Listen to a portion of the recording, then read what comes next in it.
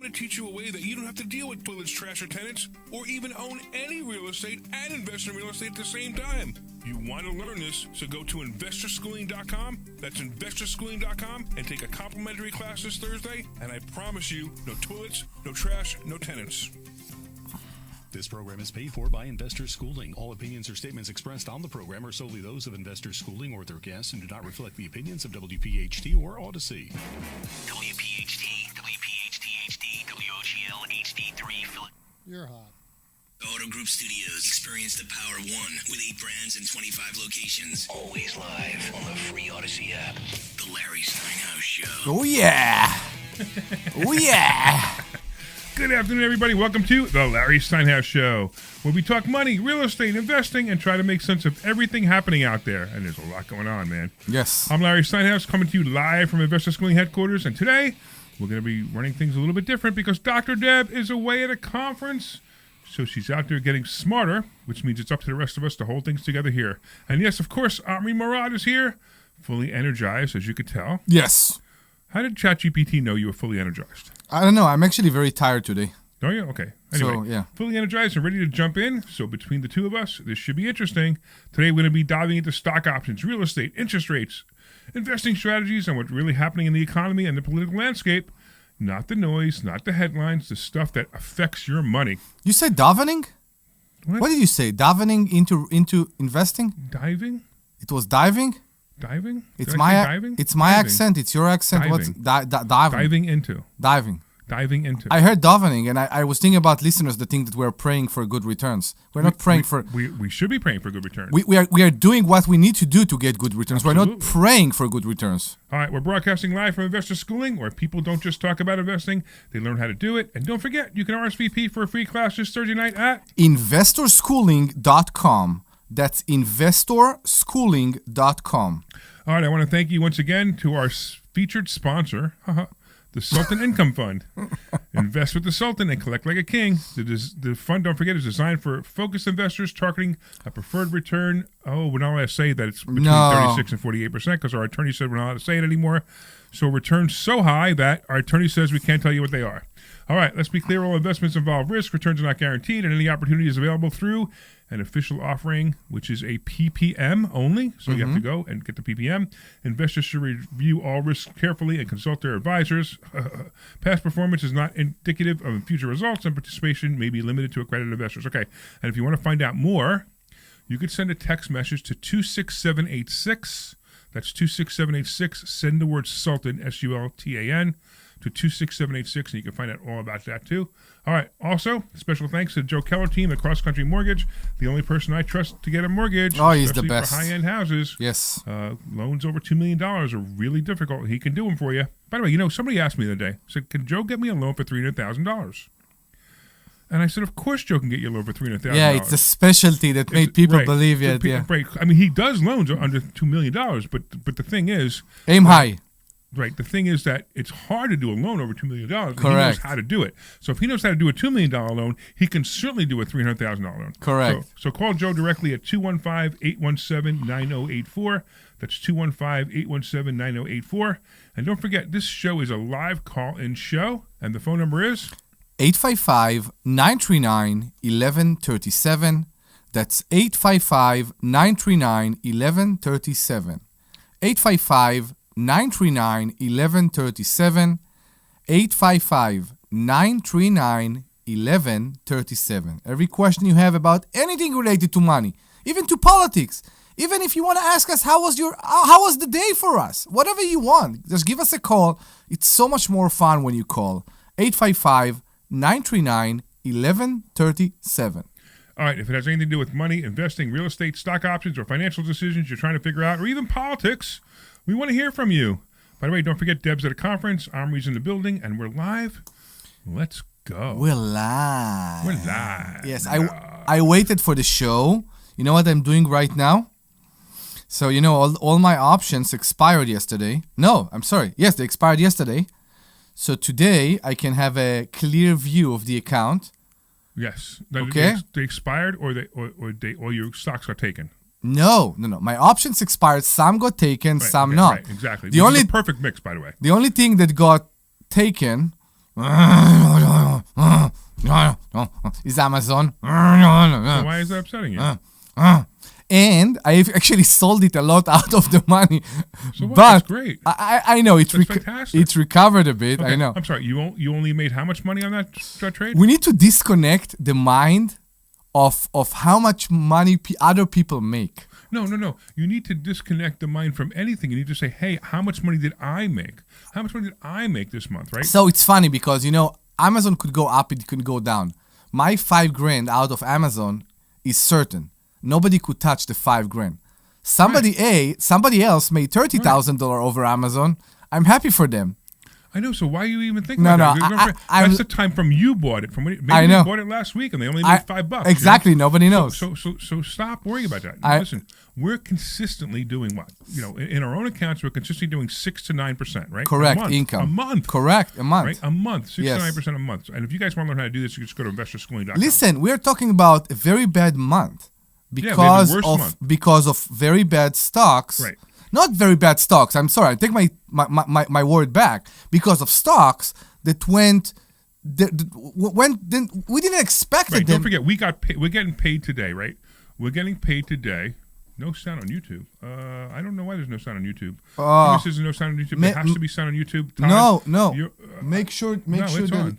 the It's link. on. It's Yeah. on. Okay. Yeah, it's on. Want to check It's not the muted. headphones? I can't right now. But there's sound on YouTube. I don't think I don't.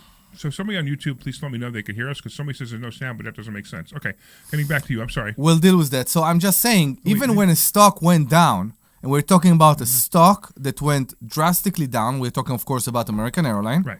Okay? My $200,000 account, I'm just taking off my premiums, made $12,000. Right.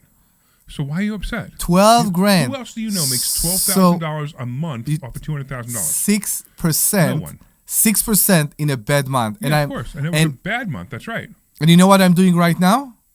What I'm doing right now is transferring this money into my checking account. Right. Because that's what we do in this. That's correct. That's what we do in this You method. get paid. So imagine, it's like me. I bought my house. I got talked about my house, actually. So I bought my house. Why? Right? What I'll happened? tell you in a minute. Okay. So I bought my house. My house is almost $3 million, right? Correct. So my mortgage payment, my minimum mortgage payment is $17,500. And I have $300,000 in an account that generates around $20,000 to $25,000 a month, and I pay my mortgage with that account. So I bought a $3 million house with $300,000. That's amazing. It is amazing. I know. So I got to talk about it because this is pretty wild. So What happened? So, no, nothing bad. So Okay. So I'm like, because it's all related. I'm thinking about all these things, right? So my house is pretty big, and I don't know if I'm famous. I'm semi-famous, right? And I've Pretty had people, famous. I've had people show. I'm only in this house for 6 months, Yes. and so far I've had 2 incidences. Oh my God! Who else knocked on your door? Yeah, well, that's exactly right? Who else? So I've had incidences where people knock on my door and they say, "Hey, you're Larry Steinhouse." I'm like, "What the hell are you doing here?" I mean, it's so scary. Who was it?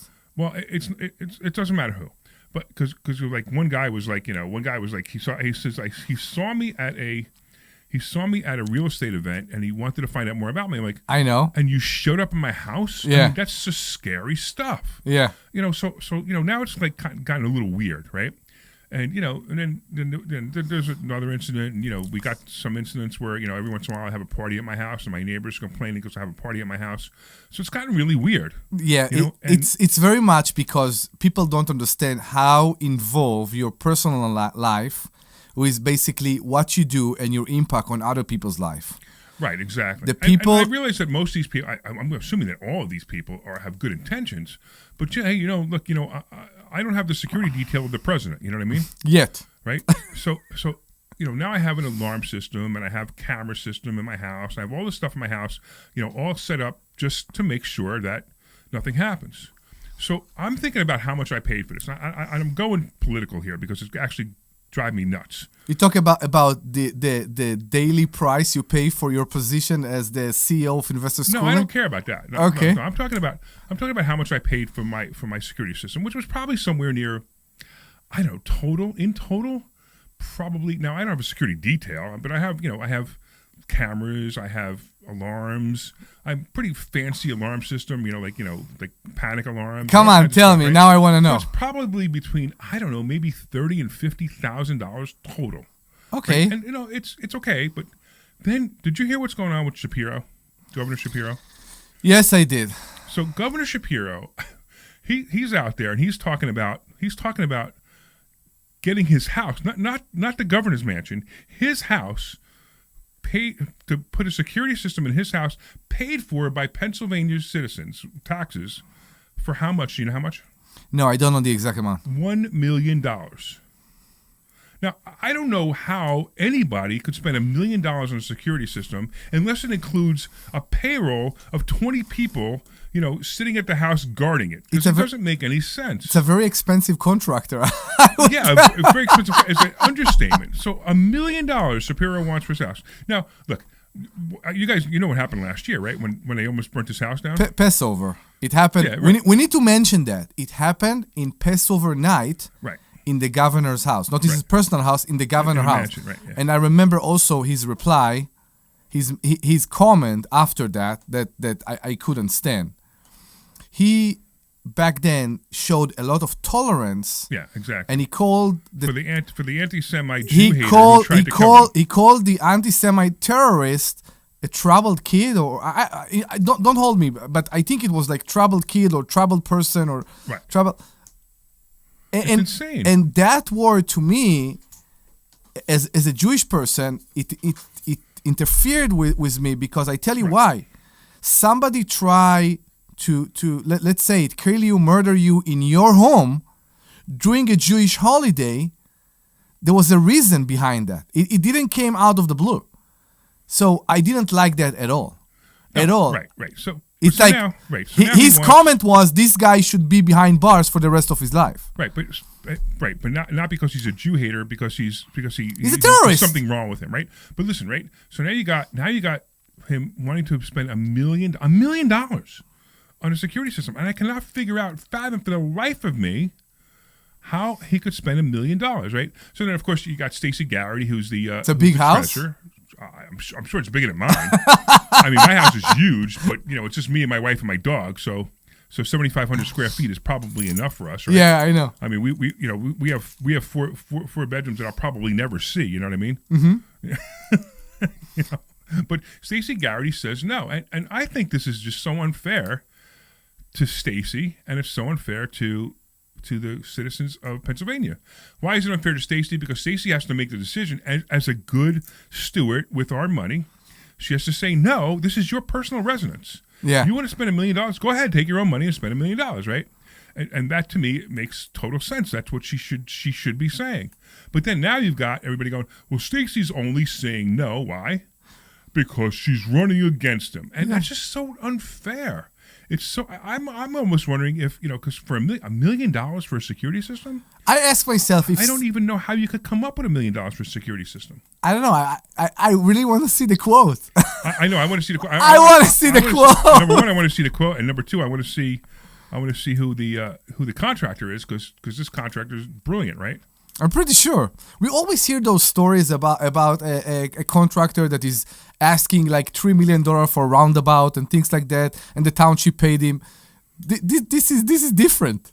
Yeah, right, exactly. This is very different. It's so bizarre. I don't understand that. It's so bizarre. Yeah. How can it be $1 million for a security system? Actually, we got to call it. We got Stacy in Danville. Is that right? What is that? What's up, Stacy? How can we help you? Hey, Larry. I was listening to your show and thought I'd call in. Oh, that's awesome. How can we help you, man? Or woman, I guess. Sorry. I don't want to misgender you. So I wanted to make a comment on the security upgrades to the governor's private residence. Wait a minute. I'm beginning to recognize this voice. Guess who this is? I don't know. I just realized who it is. Who do you think it is? It's her? It's her. Stacey Garrity? What's up, Stacy? I'm so excited you called me. We were just talking about you. Yeah, well, I was listening to you. Okay. All right. So what do you think about what we just said about you having to spend like being a good steward with Pennsylvania's money and saying no to the governor? Well, I had to because it's against the state constitution to use taxpayer dollars to pay for a private residence. Now, we went ahead and we spent, the $30 million on the official residence because they did it the right way. But I cannot legally pay those bills. And he knows. he needs to do it the right way. They just need to add a line item to appropriate the money, and then I'll hand deliver the checks. Wait, so actually the state can pay for it if he does it right?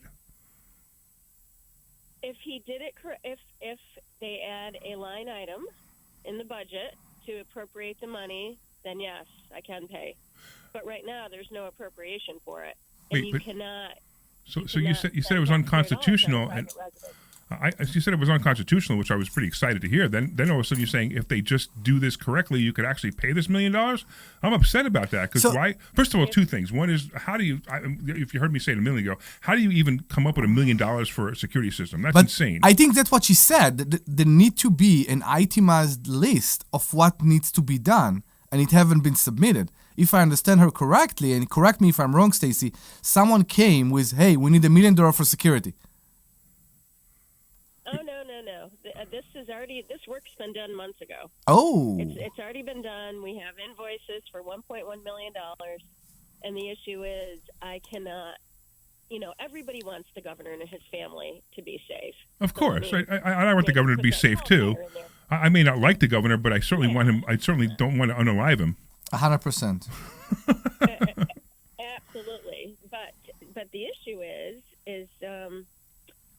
as a former governor, as the current governor, he knows that you can't use taxpayer dollars on private residents, so they just need to do it the correct way. Or I have to tell you, no other governor has ever used taxpayer dollars to upgrade the security at their private residence. So this is unprecedented, so they need to get it right. That's bizarre. So all right, so you actually did the work already, is what happened. Oh yeah, the work's been done. And now he's a long looking for time ago. reimbursement. Correct. So I didn't even know that part of the story. Right. That's pretty. I didn't even know that part of the story. I actually thought it was just. I thought it was just because he wanted it and if he didn't get it, I thought he wanted it and you guys had to approve it. So he's actually so here's interesting. So can we actually change it now so they can get that money back? If they add a line item to the current budget that we're in, sure, then I could reimburse it. So, but right now, as it stands, right. It's a misdemeanor. If I pay these invoices, it's a misdemeanor, and each misdemeanor for each invoice is up to a year in jail. You're enlightened, and I think me too. Yeah, you know, it's really cool, right? I am enlightened. You're exactly. Yeah. So it's funny because now I'm talking right now at the moment. I'm talking to Stacey Gary, the treasurer, she's the treasurer of Pennsylvania, not the candidate for governor, which I'm very impressed because now I'm hearing the story of what's really going on, and it didn't sound like it wasn't that way before. It was a little bit. I understood it as he was asking for this money. I'm dying to know what he paid. Hey, is this public record? Because I really love to know how he spent $1.1 million on a security system that I think my security system's pretty good. Now, it doesn't include people for like $50,000, But I guess it's not public. I guess it's not public information, though, right? I guess it could become public information if we actually pay it. All right, so if we actually pay it, it will end up being public information. Yes. Yeah, I'd love to know what he spent the money on, but at the same time, Shapiro is extremely wealthy. He certainly can afford it. He obviously paid it already. Now he's just looking for reimbursement, which is fine. But I got to ask you a question since we're so blessed to have you on the call. I'm impressed that you. I mean, I know you and I are friends, but I'm impressed that you listen, and it's pretty cool that you called in today. So I got to know a couple of things because I'm gonna go political here for as long as I can before WPHT finds out I'm going political. So while you're here, so I got to know, like, Shapiro. Look, he's not Wolf. Wolf, I couldn't stand the guy. Shapiro, at least, and I've been saying this for a while. I said, if we're going to have a Democrat in, at least he's not as horrible as some of the others. But he still has a lot of things that I can't stand about. Well, why do you think that? Why? Because you know what? I'm going to tell you what I probably think. It's probably because it's not COVID anymore, and Wolf to me was absolutely a dictator, and it pissed me off. I mean, I remember getting that text message on my alert that said my iPhone alert that said you must wear a mask. It was an alert, like one of those alerts, like a hurricane alert. Yeah, like a hurricane alert. Yeah, and that was a Wolf thing. That really upset me. Who was the Attorney General in lockstep enforcing those rules? I don't know. Don't tell me Josh Shapiro. Oh. Yeah. Wow. Now that was interesting. you just gave me a piece of information I didn't know, so now I can't stand him anymore. But there's a lot of things I don't like the politics wise. Letting men in women's bathrooms and men competing with women's sports. I mean, Protecting a girl. how this even happened, I don't know. But how anybody can continue to support it, I can't get it at all. It's horrible. Well, it is horrible, and he sued the Trump administration for gender-affirming care for trans little kids who can't even decide what they want to eat for dinner. So, Who? it's ridiculous. Wait. Yeah, right. Who sued the Trump administration? The governor? Well, Shapiro has sued the governor has sued the Trump administration Several dozens of times. times. Yeah. Over 2 dozen. Yeah. Okay. Over I don't know what the number is up to, maybe 27, but it's a lot. It's a big number. And guess who pays for those lawsuits? Yeah. Yeah, of course. do. Of course. Right, of course. Taxpayer dollars. So you don't know, I don't know if you know my co-host. I don't know if you ever met Omri. No, not yet. We met in the Zionist convention in Oh, Philadelphia. that's right. That's right. Where we were at the what's it called again? You just said it. Zionist. Zionist. Yeah, the Zionists. Yeah. Right. Mm-hmm. So it was funny. That's actually where I met you, Stacey. I actually stood next to you, and it was wild. And it was funny. At the time, I don't know if you had already announced your candidacy, or if you. But I was so impressed because I remember when you got up and you talked a little bit. I was like, oh, wow. I didn't know Stacey was. I don't want to insult you, but I didn't know you were so articulate, because you were great when you got up, and it was like, wow, I really like her. And then it wasn't a couple of days later that I found out you were running for governor, and I'm like, damn, I missed my opportunity to say hi. But we met there. As the treasurer, I was receiving the Defender of Israel award. That's right. Yeah, exactly. Correct. Right, and it was a big Yes. shield, wasn't it? Mm-hmm.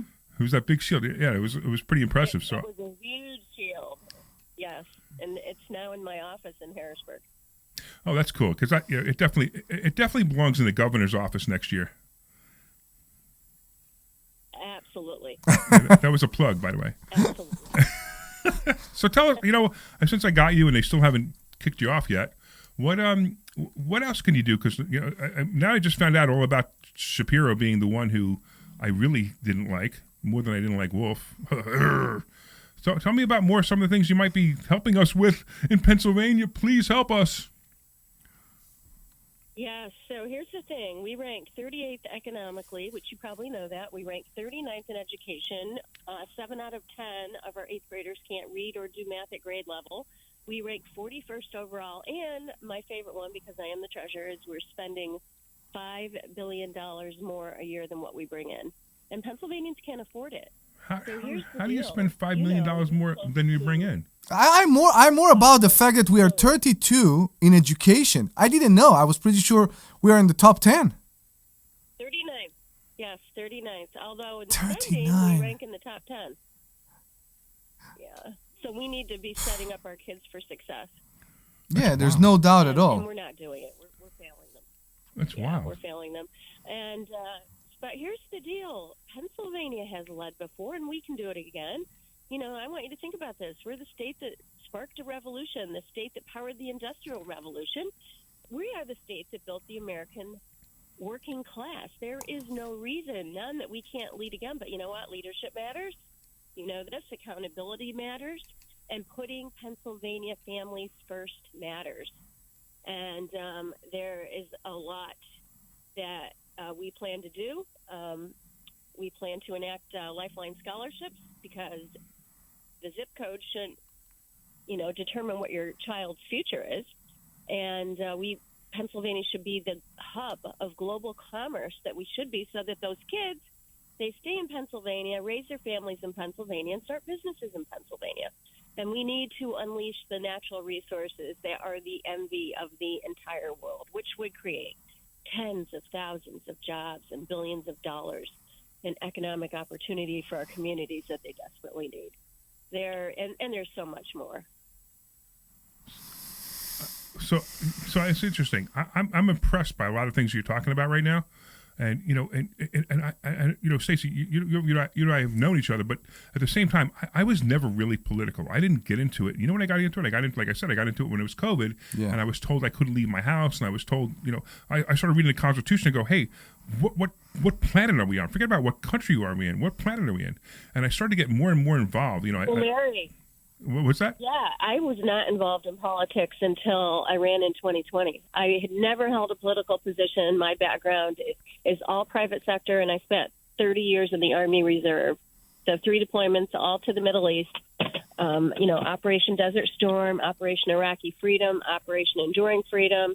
And had I not hit my mandatory retirement date, I would have never even considered running for state treasurer, because serving was and is the honor of my lifetime. But I just cannot stand to see the direction, that our beautiful Commonwealth is going, and it's because of the failed policies of Josh Shapiro. So so wait, I got to go back to this. So how did you decide to run for treasurer if politics wasn't in your past? So after I retired from the military, I was still in the private sector. So after about a year, I just started missing rep. And I said, hey, it was Tina Pickett, lovely, lovely person. And I said, if I'm thinking that I might want to get involved in politics, what would be the right path? So she's like, you're kidding me. You're interested in politics? That's wonderful with your resume. So I got recruited. Oh, gosh, I guess it would have been like a year and a half later, and, to run for a statewide, either treasurer, auditor general. And I said no for 4 months. And I said, guys, I'm from Bradford County. I'm not independently wealthy. I've never ran for anything. There's no way I'm running for a statewide. And so I said no for 4 months. They could not find anybody to run for treasurer because, if you recall, and you might not recall, but there was an incumbent, Joe Torsella. And he was ex-deputy mayor under Ed Rendell. He was UN ambassador, Rhodes Scholar, and, by the way, outspent me 11-1. And so I put it on how I finally made the decision. I put it on my church prayer chain that if I was supposed to take the step, that the doors would open. And I went to my boss, who was the CEO of our company, and asked for just a little bit of flexibility. And he said, absolutely, whatever you need, and the rest is history. Wow, that's awesome. That's awesome. And I've heard you say before that nobody thought you'd win. And I'm really glad you did, by the way. But, oh, no. But why did they say that? Because an incumbent in a row office had not been beat in, I think, since 1998, and we hadn't had a row office from rural Pennsylvania in like 44 years. Wow. And, and the treasurer at the time was pretty popular, being groomed for higher office. And so it was logical. I understand why they thought that, and I'm glad they were wrong. So at that moment, I decided to work as hard as I possibly could and keep it as close as I could. And that's what we did. That's awesome. So now there's a lot of people saying, hey, Stacey can't win governor. I really hope you do, by the way. So, but what do you say to them? Well, you know what? Josh Shapiro has never been seriously challenged. He's never even had a negative ad run against him in over a decade. And so I think, he's more interested, obviously, in Pennsylvania Avenue than helping Pennsylvania families. And I think Pennsylvania families know this. And they know that we can do so much better. We should be leading the nation in all of the metrics that I mentioned that we're in the bottom of the pack in. Absolutely. Absolutely. There's no reason that we should be behind them. When you started giving the stats earlier, I was actually surprised at them being so low. Oh, yeah. Yeah. So, it doesn't have to be this way. Right. And, we're going around telling people that. And so my husband has lived in Pennsylvania 22 years. He was from upstate New York. And this is kind of what helped me with my decision. He told me, after he heard me, all summer kind of complaining about, the status of the state, and we're spending too much money and we're not unleashing, our natural resources. He said, you know what, you're right. It doesn't have to be this way. And I just assumed that it did, because that's how it's been as long as he had lived in Pennsylvania. So he kind of had an epiphany, and I think that's what is happening with a lot of folks. They're realizing, hey, we can be so much more. Absolutely. We should. And, And hey, listen, think about what happened in Virginia last November. She ran as a moderate, right? Sound familiar? And what is the first thing that she did when she got into office? She pushed legislation that reduced mandatory minimum sentences for rape, child porn, and assaulting police officers. Stopped cooperating with ICE, gave free education to illegals, and now they've gerrymandered their state, so they will never ever get it back. And that's exactly what will happen. Now we have Democrats saying this guy Cole, who tried to kill the president the other night, we're too tough on him. What do you mean you're too tough on him? He tried to kill the president of the United States, and he's upset that he's in solitary confinement. He should be behind bars for the rest of his life. Well, I'm sorry, what was that? He should be behind bars for the rest of his life. Yeah, there's no doubt at all. It's insane that the Democrats think this guy he just having a bad day. Let's just let him back on the streets. He won't try to kill the president again. That's the problem. I believe Philadelphia became contagious, and people are catching that. Yeah. Honestly, that's what I feel right now. Why there is so much tolerance to this kind of behavior? Have you heard about the comment? It was maybe a year ago already about the dirt bike and the quads that are riding on the sidewalks in Philadelphia. You heard the mayor said that they have no other place to go. They have no other place to go. They have no other place to. Right. Yeah. So let them do it. I don't think he said let them do it. It's just, why do we show understanding? Why do we accept? Why do we look at the problem of a person that is committing a felony? Well, she can't even remember that the governor in Philadelphia can't even spell eagles. I mean, I'm sorry, the mayor of Philadelphia can't even spell eagles. That's just the funniest thing. Hey, Larry. Larry, I have to jump off. You have to. At my next event. Hey, great talking to you. Yeah, I so appreciate you calling. Listen, I'm a big supporter. I'm a big fan. Sure. And real quick, tell everybody if they want to support you, how they can support you. Oh, very easy. Go to garrity4pa.com, and there's a website. You can, click to volunteer, to donate, knock doors, help, pass out literature, and prayers are welcome as well. And you certainly have my support, of course, as you know. And thanks for calling. I really appreciate you calling in. Thank you so much. Talk to you soon. All right, let's do this, Glenn. Thanks. Let's go to commercial, Glenn, and we'll get back to people on the other side. Hey, this is Larry Steinhouse. Clear. Myself for all these years. Now it's time for you to hear from one of our great clients. Investor Schooling lives up to the promises. Larry's a great teacher, teaches about the whole new approach to thinking about money. I've taken to heart many of the things that he's taught me. Hey, Larry, I saw that Frank sent you a message about coming in and cutting spots or something. About what? Financial Life. Yeah, new commercials. Yeah, making new Thursday. Absolutely, yeah. That's with Investor School. I'm not saying it to be on your butt about it. I'm just saying it because I wasn't sure if you saw it. Yeah, no, I definitely need to do it. You want to listen to this show because it's a live show and you can call in. In fact, here's the call-in number. 855-939-1137. And when you call in, you can ask us questions about real estate, the stock market. I don't know how you guys work that, but when you come in and when you do that, you should talk to him, ask him which spots he has in current rotation, and take out any you don't want. Yeah, okay. To prepare for retirement, and annuities are not the answer. Sorry. What are you eating? I want something. What do you have? Potato chips. It's so and you will good. learn so many different ways that you can make more money in retirement than you actually expected. They're kettle chips. .com and sign up for a complimentary class this Thursday. That's Investor. Yes, they are. They're one of my favorites. We'll see you there. This is Larry Steinhouse with Investor Schooling. Did you know that you can buy real estate with absolutely no money out of your pocket? That's right. If you've listened to our show or if you've read my book, Money Hacks, I talk about how to buy real estate with absolutely no money out of your pocket. You should come this Thursday night to a complimentary class at Investor Schooling and learn more. Learn how to buy properties with no money. Learn how to make money at closings and learn how to make a monthly income. Go to investorschooling.com. That's investorschooling.com. Take your complimentary class this Thursday. This is Larry Steinhouse with Investor Schooling.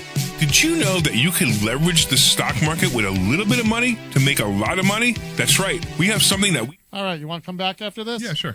A lot of money with a little bit of money using stock options. Yep, you got to learn how to do it. So go to investorschooling.com and... 10 seconds. Thursday, and I'm going to teach you that and more.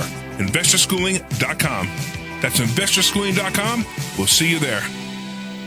This program is paid for by Investor Schooling. Oh, yeah. Definitely, yeah. All right, I want to welcome you back to the Larry Steinhouse Show. We were just blessed with having Stacey Garrity call us. How cool is that? Yeah, it just shows cool. We get governor candidates who call us. It's pretty cool. I have a bigger fan base than I thought. Because we care. But I do have to say, because, I don't want to get in trouble, Josh Shapiro, if you're listening, he's not. But if you're listening, you are welcome to call in, and I will give you the same exact amount of time I gave Stacey, because, Stacey wanted to call and just comment on something we were talking about, which was the $1.1 million on your security system that I still can't figure out how you spent that much money. But that's how the call got started. And Stacey listens to me, so she was pretty excited to call in. But again, Josh, you are welcome to call in, and you are welcome to have the same amount of time, because legally I have to say that. And we will be very happy. And look, he is a fellow Jew. I wouldn't mind talking it's about that. not only that. And getting him a little more Jewish. I want to listen to him. It will be great to listen to him. I hope he listens. And maybe he'll understand that that was a terrorist act that was against his house, not some guy randomly burning his house down. I hope he listens, and I hope he will call us. Yeah, that'd be cool. All right. Anyway, that was pretty cool. It is. I was pretty excited. So here's how I should have seen this. No. Are you playing with your sound effect? Yeah, my sound effects, my new sound effect. Your new sound effect, yeah. This is Stacey Garrity. Ready? Okay.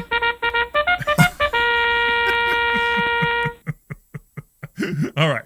Anybody else wants to call the phone number? Please, 855-939-1137. Yeah, see if President Trump wants to call. Yes, exactly. Or Shapiro again. 855-939-1137. 855-939-1137. 855-939-1137.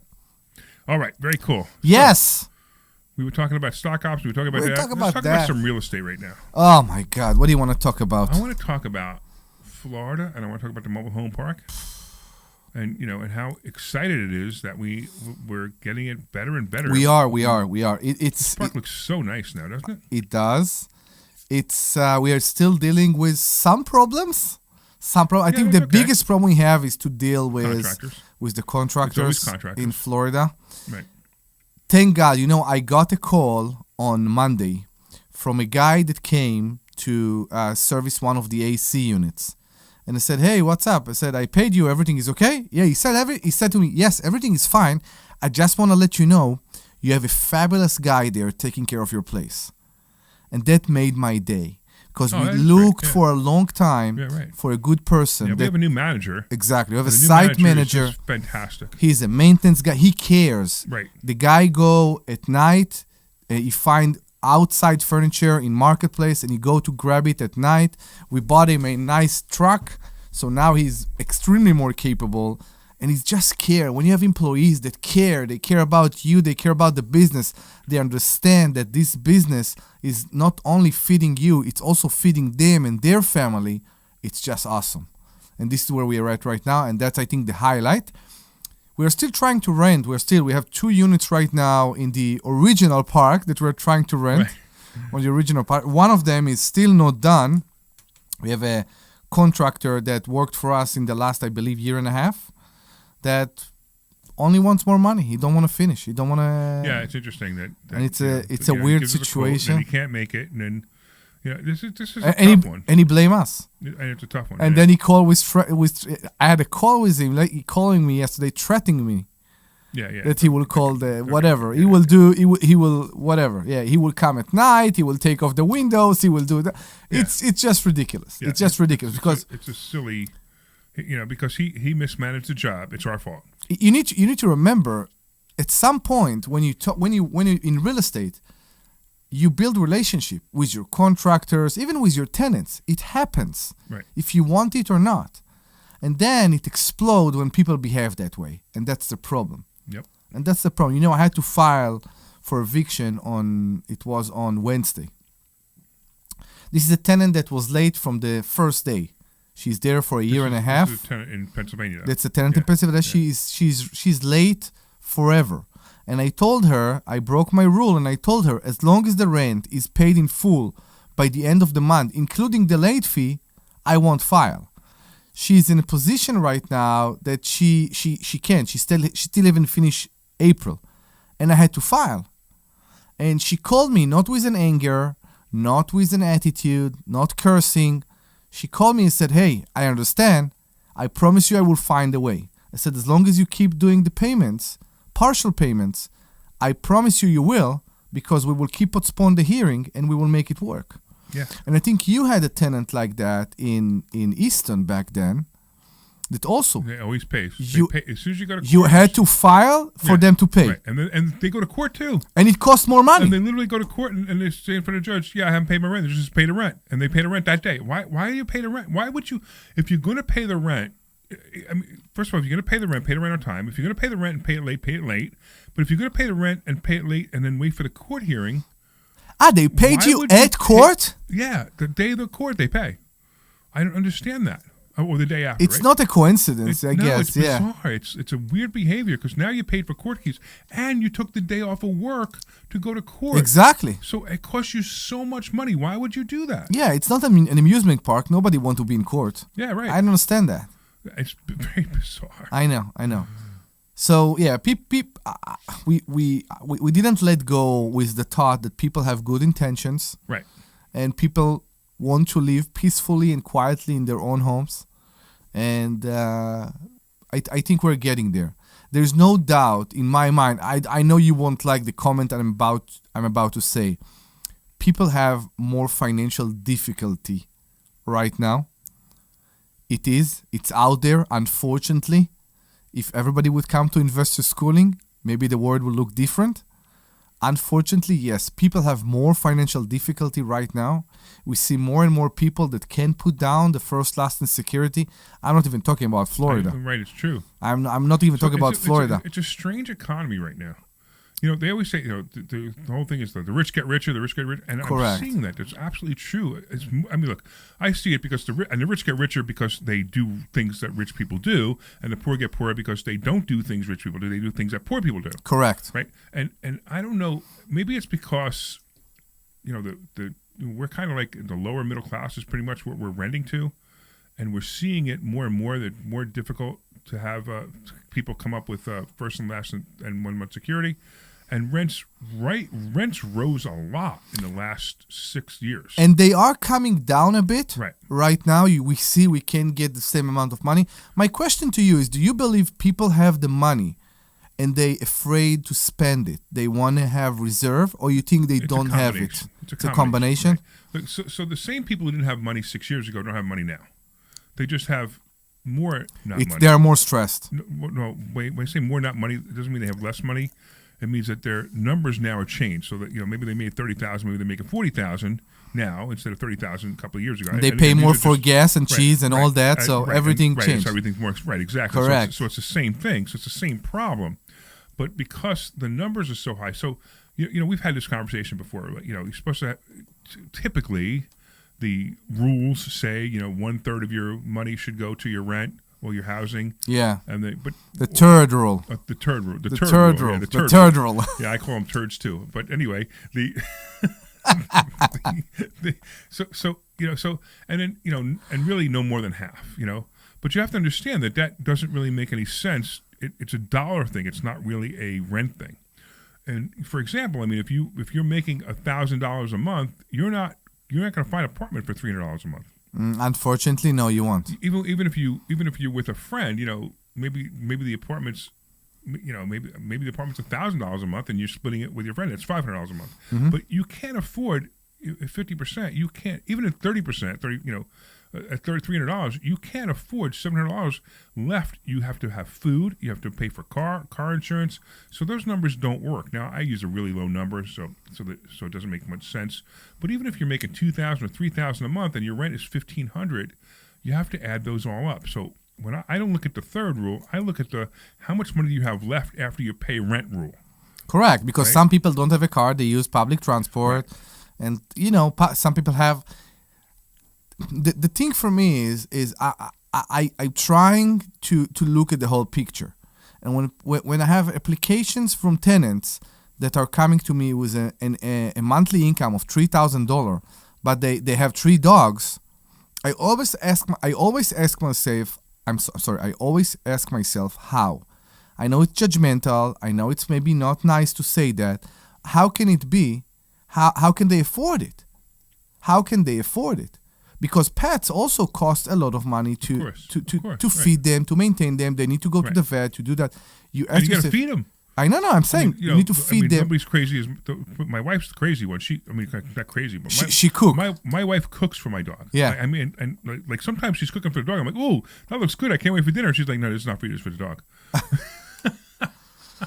So I think that's the point. Many people don't have the responsibility, you can say, and that's all about the education.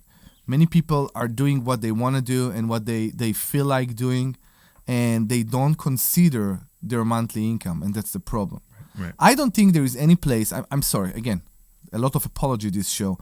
It seems like you said $1,000 a month, right? Yeah, which was a Can you give me a scenario of a person that only make $1,000 a month? So it was a bad example, and I shouldn't have used that number because most likely, if anybody's working, they're making more than $1,000 a month, right? Okay. But a scenario of somebody making $1,000 a month would be somebody working part time maybe in a fast food place. So it's probably more like a teenager. Still more, yeah, exactly. But I would say that if you use 2,000 a month or 2,500, what have we seen? Some of the poor people that we see. I think it's always average around $3,000 a month. Yeah, exactly. In the low class, it's always $3,000 a month. Right, which is the ones and they're difficult because if the rent is $1,500 and they're making and I'm taking take home pay is $3,000 a month. I'm talking about net. But take home pay, it's tough. It's going to be really tough for some people. Correct, but this is normally the only income because this is normally a one person,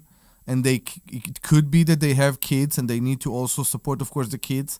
So this is a big question.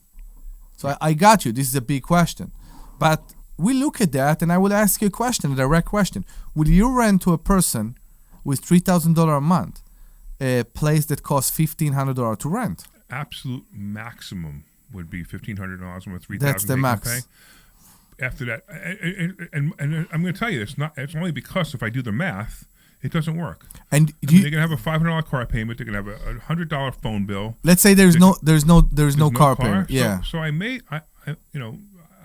that's different. Yeah, I mean, now I'd be happier if they don't have a car payment. Yeah. But if they have a car, that means that they don't Still, have a car payment. They have insurance. They need gas. That car's going to be replaced soon. Why? They're going to have a car. They don't have a new car. So what? Why it needs to be replaced? So if it's 10 or 12 years old, so what? It's going to need to be replaced. Why? Eventually. Can you stop being a rich person? No, I'm not being a rich person. I'm being a realistic person. Okay. A car that's 12 to 15 years old. Yes. It's probably not going to be lasting much longer. It probably has 150 to 200,000 miles on it. Correct. And the engine's going to go or something's going to happen. So, and I want to go with that. So you say that a Toyota from the middle of the 2000 won't go, I don't know, 200 miles? It probably will. They will, of course, yeah, exactly. Right. But for how long? So I'm not going to say no to them because I'm going to. And I tell you what I like about that. You know what's my rule. You know who are the contractor I pick. You know who are the tenant that I like to pick. And I know that I will be arrested for discrimination any second now. When someone come. Discrimination, really? Whatever. When someone come with a rusty car. Right. Okay. But they have all their papers in order and everything is organized and they know how much they come and they answer the questions. I feel much more comfortable when somebody parked in front of my rental unit with a brand new Mercedes. So it's funny you say that. I would be, especially some of the areas you're renting in, if they pulled up with a Mercedes, I'd be really worried. Of course. I'll be very worried. It's the same thing. If I have a contractor that's coming to look at a job, and he's parking in front of the property in a brand new Ram, I lock the door from the inside, and when he knock, I don't answer. Funny. That one I don't necessarily agree with. So somebody says my privilege is showing. Yeah. Listen, we need to think about it. My privilege is showing. What privilege? So don't forget, my privilege is not white privilege. My privilege is rich privilege. It could be. Right? So, and I always want to make sure that everybody understands that there's no such thing as white privilege. There's rich privilege. What is white privilege? So white privilege is the thing that some black Democrats say that's the reason why black people are held back, which is the most ridiculous thing I've ever heard. But wait, there are black people that are rich. Yeah, of course. So I don't understand. Because they're trying to keep the black vote that they're losing every day. Okay. Why are they losing the black vote? Because most black people are waking up and going, wait a minute, what has the Democrat Party done for me? They've done nothing for them. Okay. Except promise them every time, hey, if you vote for us, we're going to do something for you. Well, what are you doing? Even Malcolm X said it 40 years ago, that the Democrats were lying to them. And the Democrats kept the black vote for a really long time. Now they're losing it because people are waking up and going, I don't want to be making excuses anymore. I don't want to be a victim anymore. Exactly. And why I need to have special treatment. Right. Why somebody tell me I need to have special treatment? Right. That will bother me. They tell you that they tell the black people they have to have special treatment. We will take care of you. Yeah. No. It's more like, so you can't do it yourself because you're black. Because you're black, you can't do it yourself. So vote for us so we can do it for you. That is the most insulting and racist statement. Yeah. That every black person should wake up and realize that that's what they're doing. Yeah, I have a hard time to accept what you just said. Except what? That the Democrats say that? No, how you presented it. But it's exactly true. Yeah. It's exactly true. They're basically, I mean, this whole thing with the voter ID, right? Well, minorities won't be able to get an ID to vote. So you tell me that black people can't get a driver's license? So, I come from Israel. Yeah. In Israel, everybody must have an ID. Right. Okay, that's the law. Now, you don't have to drive. You can still have an ID. Of course. Because if you cross the road in a red light and the car had to stop and the car behind it hit it, right, and you caused an accident as a pedestrian, you still need to be responsible for what you just did. Also, we are experiencing in big city, also here in the U.S., all those scooters and electric bike that people can rent by the minute, right? Sure. Correct. Who is responsible for that? If you are hitting an old lady, let's just talk about walking around the streets. So you walk around the streets and something happens, you pass out. Yeah, exactly. And you're lying in the street and you have no ID. Exactly. And now you have a cop comes by, an ambulance comes by, and we have a John Doe. We have no idea who he is. We have no idea what his medical history is. We have no idea how to contact his kin. That's what you're telling me. You're telling me that people don't have ID. They have ID. Answer this question. Why? What's the argue about not having an ID? So the best way to privacy? The best way to cheat in a vote, an election. No, stop. No, seriously. I got you. People without IDs. What the explanation they give? The explanation is poor people. No, they don't even say poor people. Black people, because they don't call people poor anymore. They call people black, right? Black people and other minorities can't get an ID. That's completely ridiculous. So I'm trying to figure out why, because Social Security offices are everywhere, which is what I did when I was 16. Listen, I'm telling you. When I was 16, I know, they told us in school, you need to go to the Social Security office and you need to get an ID. Right. Because the law is after 16, in Israel, the law is after 16, you must have an ID on you. Right. So the interesting thing is, right, so they're just saying that you need an ID for everything. You need an ID to buy alcohol. You need an ID to get on a plane. Correct. But you don't need an ID to vote. That doesn't make any sense. In every country in the world, you need an ID to vote. We need to have it so that you need an ID. What happened? I know you came here. We had this conversation like 3 years ago. Me and you about that? Yeah, we had this conversation. I told you that you didn't need ID to vote, and you were like, get out of here. That can't be. So one thing I don't understand, what happened if a police stop you? Real quick, we got like 2 minutes. We got Jack in Philly. What's going on, Jack? Hey, so actually, Larry and the other gentleman, so I still do believe there's a slight amount of white privilege in America because, it's like, what's that song we got? If you had a choice of color, which one would you choose, my brother? Which one would I choose? I think most of us would choose to be white. Wait. You want me to answer the question? I would want to be I would want to be darker skinned, like a light skinned black, I guess is probably the way we want to call it, right? You know why? You ever look at those, man? They look so much better than I do. Well, that's a different. You're so much more attractive than I am. I mean, we still have a slight advantage. I'll give you an idea. I went to a jewelry store and they buzz you in. They look at you. They profile you. A white guy, you get buzzed right in. A black guy, not necessarily. Come on, stop that. Not anymore. Yeah, come on. That's the truth, Larry. I experience it every day. No. So you know what? I will go with that. If this generation still exists, they are very old and they won't stay for much longer. Yeah, I agree with that. Everybody If right. this generation still exists, they won't be here for much longer. Yeah, that's me. I'm from the Archie Bunker generation. I'm a senior citizen. I'm a baby boomer. So, me too. So what are you saying? That So, you know what's will... funny? You know what happens when I see a black person? What? I see a black person, I go, What need to happen? I go, this is what I think about you immediately. I go, huh, no different. Yeah, well, I'm not racist. I don't believe I'm racist, but I am afraid to live around black people because of the violence.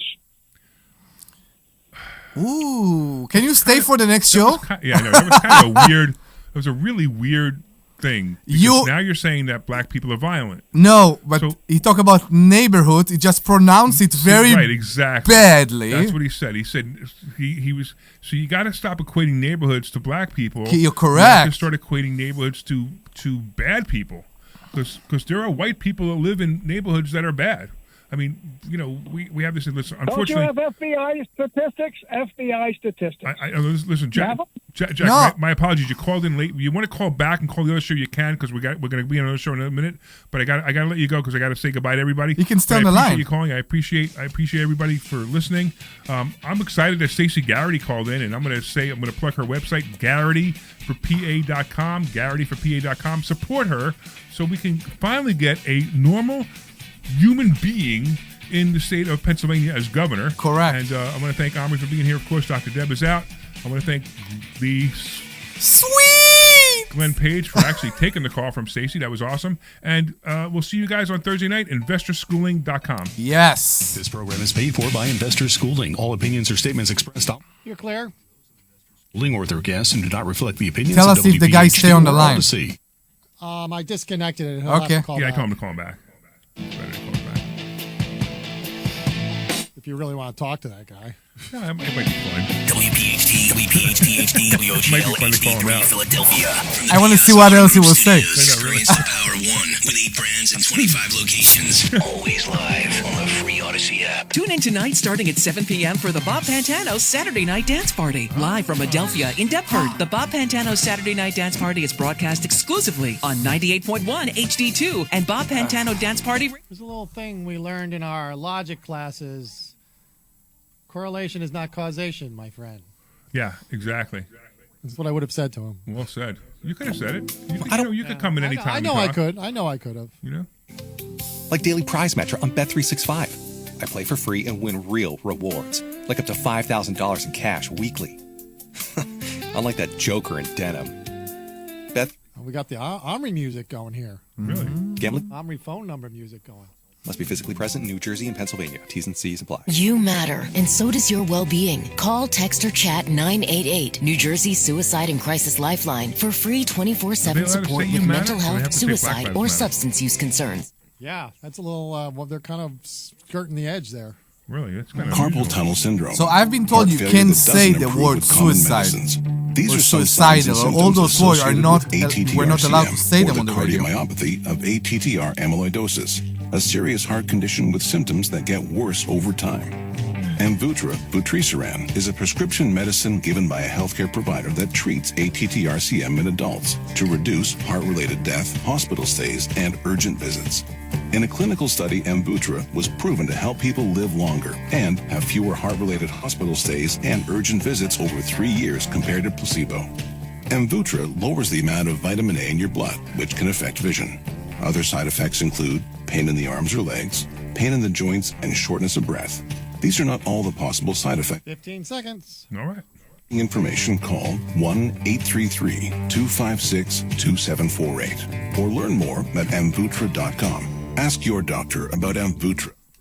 I'm not racist, but I won't live near black people. I know.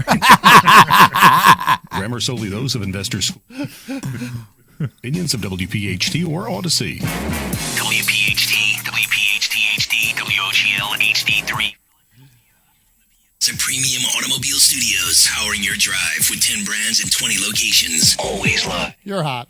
Odyssey app. The Larry Steinhouse Show. All right. All right, let's get into it. All right, good afternoon and welcome to the Larry Steinhouse Show. where we stop guessing about money and start actually figuring it out.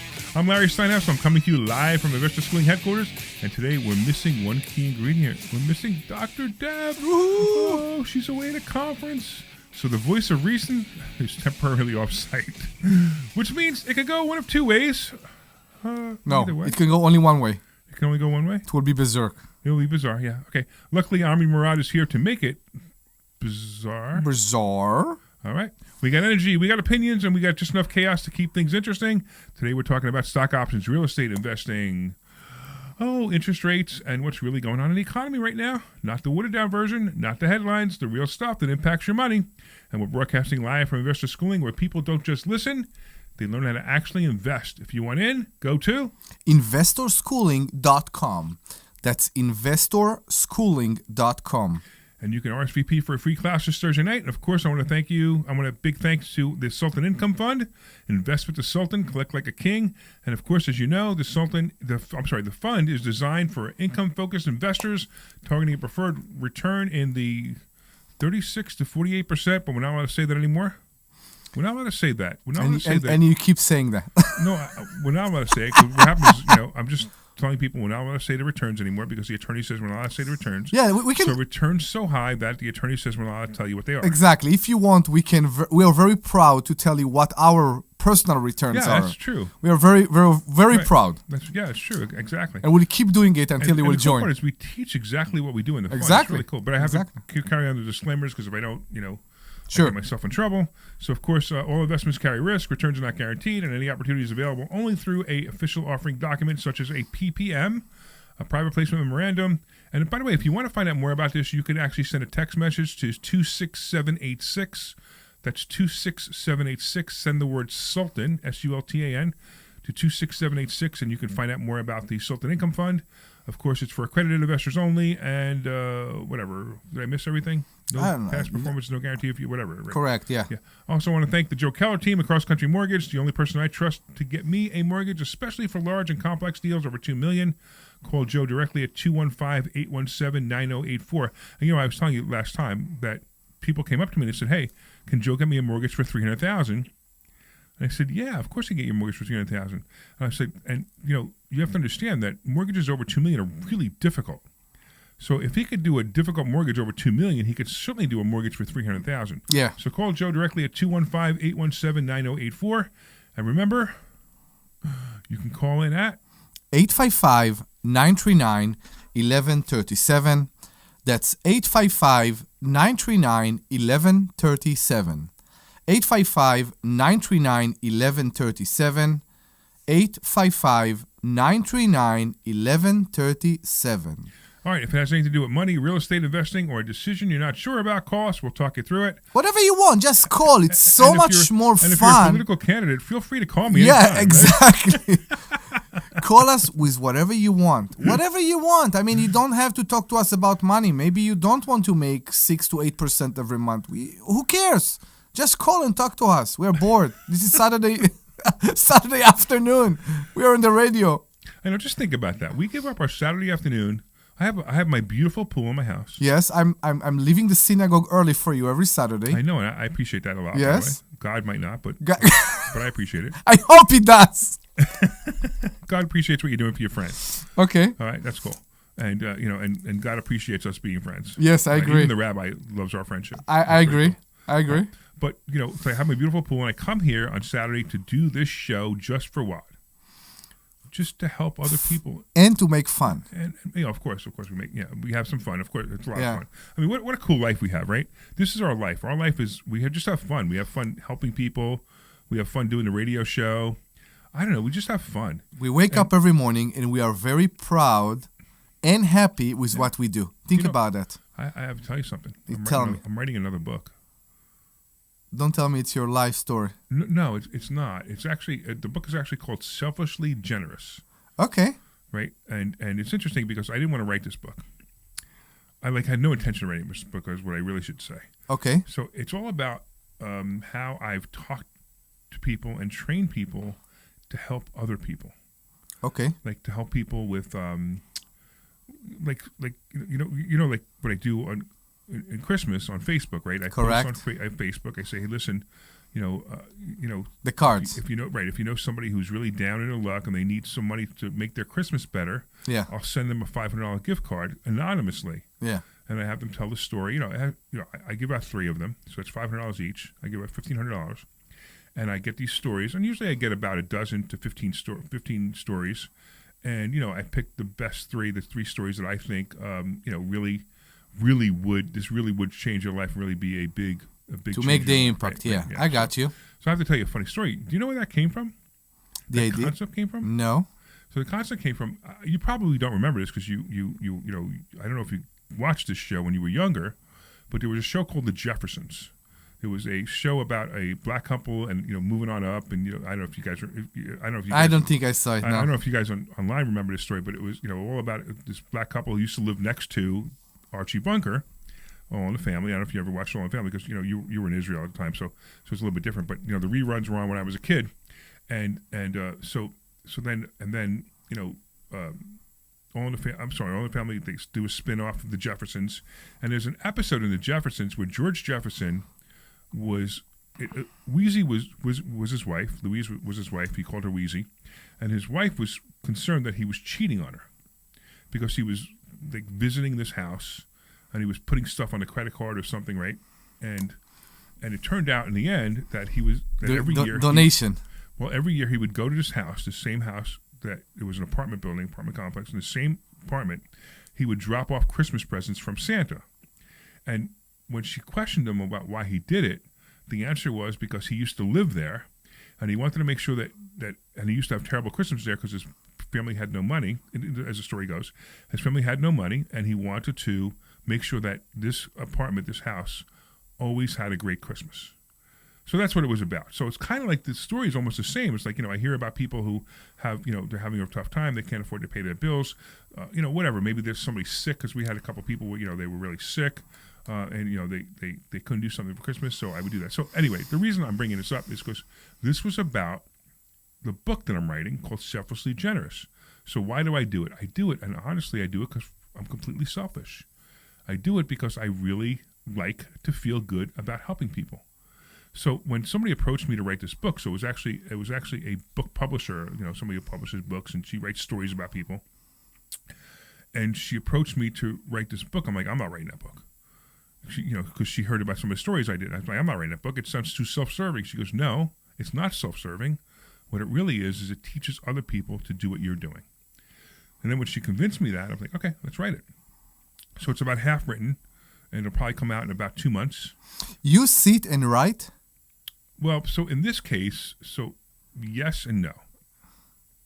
All right, so because it was difficult for me to write this one, because it was, because I still feel like like I'm bragging. I don't want it to sound like I'm bragging. I get on calls with her and I tell her the stories and she writes them. Okay. And the only reason I do that is because I just don't want to write it myself, because when I write it myself, I don't want it to sound like I'm bragging. I want it to sound like so technically the book is what they call ghostwritten, right? But it's really I mean, it's in my voice. The stories are my stories, but she's making sure that I don't leave anything out, because I would feel like I said, it's just a weird thing because it's a selfish thing to me. It's something for me, but then I realize that if I'm going to help other people do it too, then I'm helping more people to help more people. So and helping more people to help more people to help more people to help more people to help more people is fantastic. It's a generation journey, and I will tell you why. In Friends, which is a show I grew up in and I liked very much, there was an episode that I think Phoebe is challenging Joey, and she said there are no selfless good deeds. Selfless good deed. Right, everything is selfish, right? Everything right, you do because it make you feel good. Correct. And Joey tried to prove it again and again. I'm sorry, I think Joey is saying that to her, and she said no chance.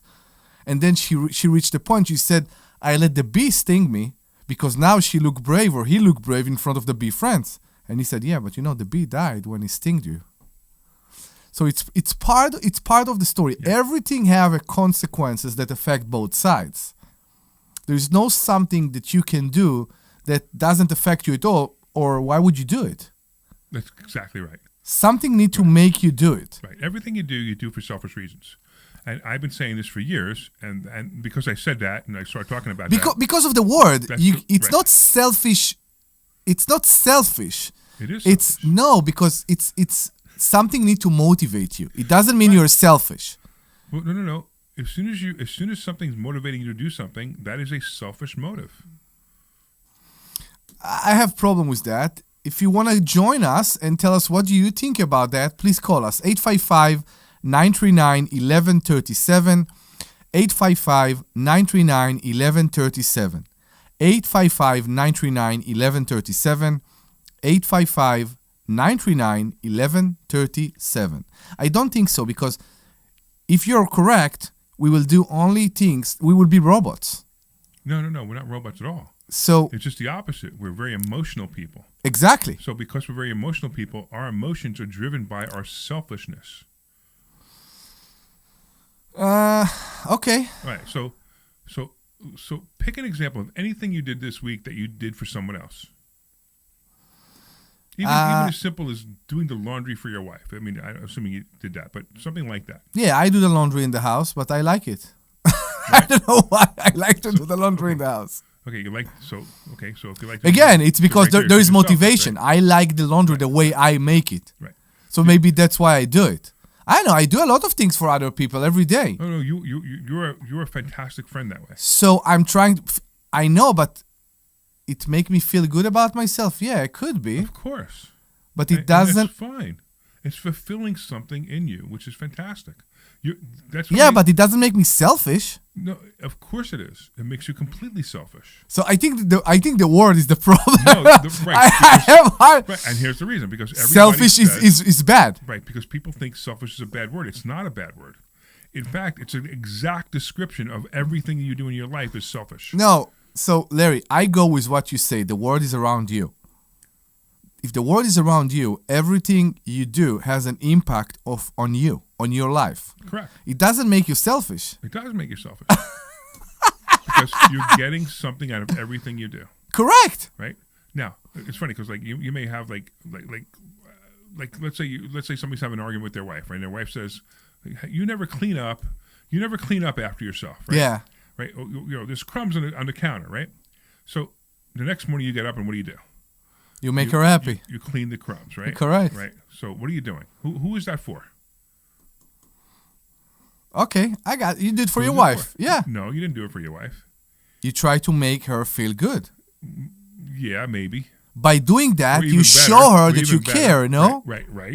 But even better, because you don't want to hear your wife say, "You don't clean up after yourself anymore." You don't clean up after yourself. You just don't want to hear it anymore, right? Yeah. So that's a selfish motive. The selfish motive is you just don't want to hear your wife yelling at about it anymore. So to me, you could say you're doing it for your wife happy. No. Happy. You bring your wife flowers, right? No, but to me, the selfish way would be, listen, those crumbs, they're not my trouble.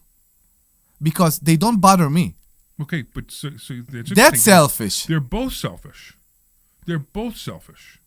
Okay? Because if you explain to them, hey, I'm not cleaning those crumbs because I don't want to, it's because you're selfish, right? That's selfish, right. Yeah. I'm cleaning those crumbs because I don't want to have an argument with my wife about it anymore is selfish. No. What is it to you? Have a happy wife? What do you get from that? Whatever you get from me, you're not arguing, whatever it might be. So why do I have investor schooling? Even keep it. I mean, I make so much money. I don't need investor schooling. Correct. I don't need to ever go to work again, right? Correct. I mean, I have enough money we ask ourselves this question every day. Right, but why do I do it? So I don't ask myself this question anymore because I see see your interaction with the people, and I see your chest grown when people come to you with success story. Right. And I see exactly how it affects you. Right.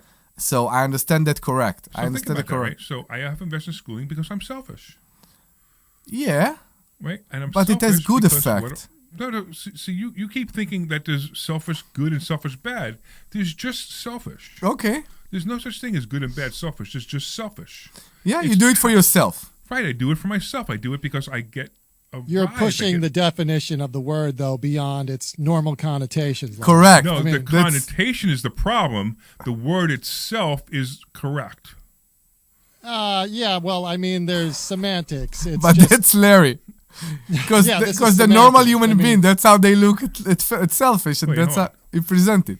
That's exactly what it is. And now he will tell us what selfish actually means. Selfishness definition. Selfish is the placing one's own needs, interests, or welfare above those of others, often characterized by a lack of consideration for other people's feelings or needs.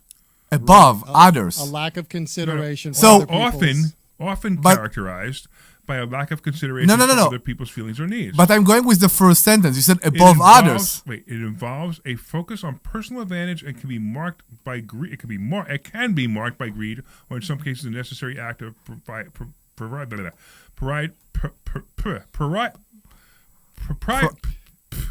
Exactly. I get it.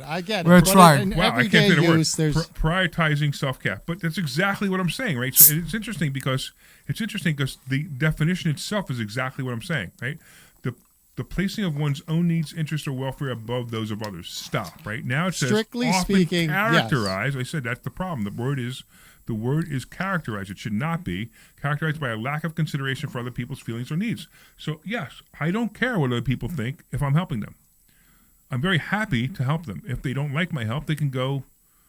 I can't. I don't have my. No, papers. Mr. Well, Stein. you've got Nancy in Philly who wants to chime in on this subject. All right, cool. Let's get Nancy. What's up, Nancy? Hello, gentlemen. Hey, how are you? What do you think, Nancy? What do you think of this argument? Listen, guys, I'm a silly lawyer, and I'm a word person. You're using the wrong words, okay? Many people do things for selfish reasons where there's something in it for them, even if they do something charitable because it makes them feel good. That's right. But other people, well, hold on. Other people do things for their own reasons. It may not be selfish, and I'm going to give you an example. But isn't that the okay? same thing? If you're doing it for your own reason, you volunteer. are selfish.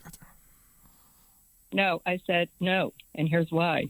Because I've done numerous things in my lifetime, not as a lawyer, not part of my career, on behalf of my community and on behalf of other people who are being harmed in ways that I myself have been harmed. And I made a promise. If I see other people being harmed the way I was harmed, I will do everything I can to fight against it. I make no money. I get no glory. It costs me money. Glory and money have nothing to do with this. Glory and money have nothing to do No, with I this. think that's not the question. But Nancy, your voice, when you started to talk about this, right, you're very excited and you're very happy that you're helping these people. And by the way, I am too. I'm very excited and happy that you're helping these people too. But you're doing it because you said you don't want anybody else to have that same life or that same problem, right? That's selfish. Here's the difference, Larry, okay? You spoke about something, to do something to make your wife happy because she'd be upset. You owe a duty to your spouse. I owe no duty to strangers, okay? And I don't get any thanks. I don't get anything. I do things for my own reasons, not for selfishness. The wrong word in my situation, you would call it selfish, but it's not. So what word would you substitute for selfishness? For selfless reasons. Selfless reasons, right? Selfless. Right. So it's funny you say that because that's what I told you from friends. I've had this argument, right? Selfless is not the truth because it's not true that you didn't do it. You didn't do it as a robot, which is what Omri said earlier. You didn't do it as a robot. You did it because you feel good about it because you want to protect someone else. That's a selfish reason. That's an internal reason. You're pushing words beyond the limits of their meaning, Larry. Good. I'm sorry, Nancy. Physically, Nancy. emotionally, and financially by doing these things. No, I don't want to. I have most of the things okay. I do. Most of the things I do are not because of that. I mean, I help people all the time for absolutely no gain, and I'm never expecting a gain. It's one thing not to expect a gain. It's another thing to actually be harmed. Okay, I get harmed. I'll give you an example if you would like. Would you? Yes, please. Here's an example, okay? Back in the day, SEPTA, the septic system in Philly, was going to be doing a 2-year rail works project on the Chestnut Hill West train line. where they were going to be replacing every overhead wire, every catenary that holds up the wires, all the ties, that the rails sit on, and all the rails. And they decided doing this work between midnight and 6 in the morning every day for 2 years. Everybody I know who lived along the Chestnut Hill West line, from Chestnut Hill all the way into North Philly, couldn't sleep at night at all. Okay? Yeah, I bet. Now, I'm a lawyer. I'm not a litigator. I'm not go to court. I'm an in-house lawyer for a company. And I took it upon myself to take on a fight with SEPTA. Can I just tell you? I get told all the time, Nancy, you can't fight City Hall. Guess what? I fought that fight with SEPTA. That's fantastic. Multiple trips down. And I won that fight on behalf of other people. Of course. Okay? It caused me great harm. My great expense, I couldn't keep up with my personal responsibilities as a single mom, but I did it anyway, because if I didn't do it, someone had to. Who was going to do it? Now, that is not selfish. That's no, selfless. but the argument is it made you feel good, which is great. No, the argument is she felt good helping people, and she wanted to help people. Good. It did not make me feel good. Of okay? course. You hear people say they join the military because if someone won't protect the country, who will? No, I didn't do what I did because it made me feel good. It was a dirty job. Someone had to do it, and I said, I'll do it. I was a community organizer. I went to every house along the way of that train line and got 1,000 signatures from every person who lived along that train line. That was not fun. Let me guarantee you. No, it wasn't that it made me feel good. I'm not saying you needed help because I could. So you said you didn't do it because it to feel good, but you must agree that at the end it made you feel good because of the accomplishment. But you guys are just basically saying because everything you do is what you ultimately want to do, that somehow makes it selfish or self-oriented because I'm doing it because I want to do it ultimately, and it's preserving my ego or something or my integrity. That's just pushing the word selfish beyond a boundary where it even makes sense. The word doesn't mean that in normal parlance. You're enjoying that. That's not what it means. I understand the point you guys are making, but that's not the way the word is used. I didn't do it. And the connotations are valid. I didn't do it because I wanted to. I didn't do it because I wanted to. I did it because I had to. Well, you had to do it because you wanted to. Right. You wouldn't have done it if you didn't want to. You had to want to. I didn't want to. Nobody would. Nobody else would, and I'm Mr. Fix-It. I get that. Okay? I get that. That I get. Right, absolutely. I mean, I run a charity. It's Lev 27. You probably heard it on the radio. I run a charity to help people stay in their homes. So like, if somebody's being evicted, we help, we step in and we pay the, and that's one. Right. Yeah. But and I'm telling you right now, Sorry, listen. I'm telling you, it's incredible, and it's in your definition, it's selfless, but it's a pain to run this charity. It's a pain to be a chairman of a charity. It's a pain to try to do fundraisers. Go ahead. No, you chose to do that. You chose to do that. And I started my own charity, okay, because I'm a breast cancer survivor. I started my own charity when I was working more than full-time as a lawyer and raising my daughter as a single mom. And I did that because I chose to, because I cared about the cause of breast cancer. That's right. What I did in my neighborhood, I did because nobody else stood up to do it. And I had a choice. And there's an expression in my religion, and it says this: in a land where there's no men, be a man. That's me. She gave the best example. You know what the best example is? I'm not going to relate to the last comment, but I will tell you that the army is the best example. When people go to the army and they ask them, why do you go to the army? And they say, because nobody else is. Somebody must do it. Then when you volunteer. I would go with this is a selfish. This is the only thing that is not selfish. It's the same thing. Don't know. No, it is not. You guys don't know how many times. You guys do not know how many times in my lifetime, I'm old, okay? I've been told there's a big problem. Nobody else will address it. And I'm like, I guess I'm going to have to fix it. And guess what? I have been told by many, you don't think that Gambaccini at the time, who was the head of SEPTA, and his whole staff, okay, and all the boards of directors, you don't think they were an easy group of people to convince, do you? No, of course not. I've been told by many people multiple times, you cannot fight City Hall.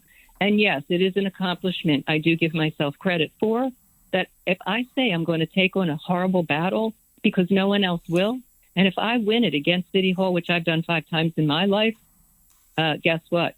I will win the fight against City Hall. City Hall people have told me you'll never win that battle on behalf of other vulnerable people. You'll never win it.